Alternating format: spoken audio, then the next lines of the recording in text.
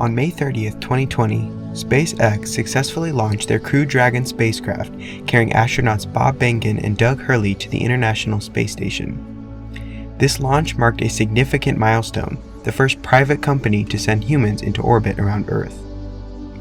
This remarkable event has reignited the excitement of space travel in many, and has shown how private companies may be the future.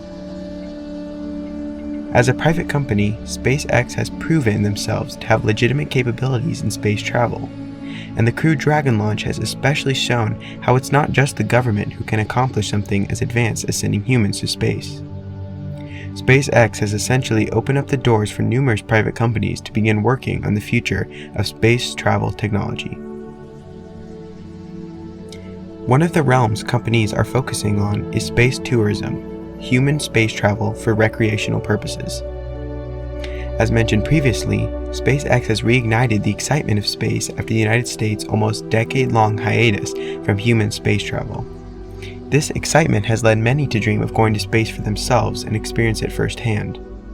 Luckily, the success of privatization of space companies has shown that the seeming faraway world of commercial space tourism might be closer than many think.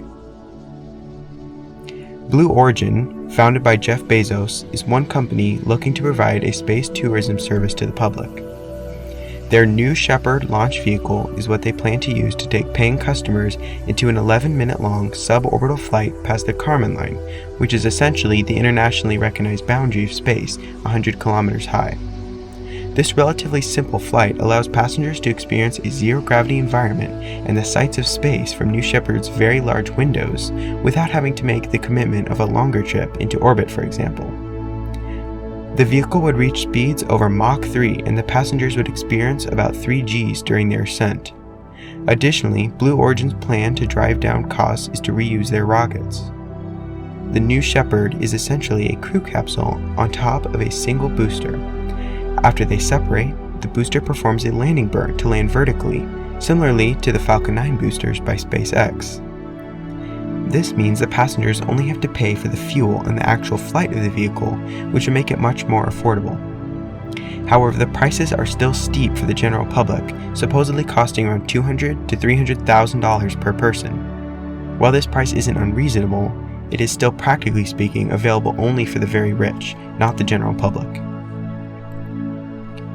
Another company dedicated to providing affordable space tourism is Virgin Galactic.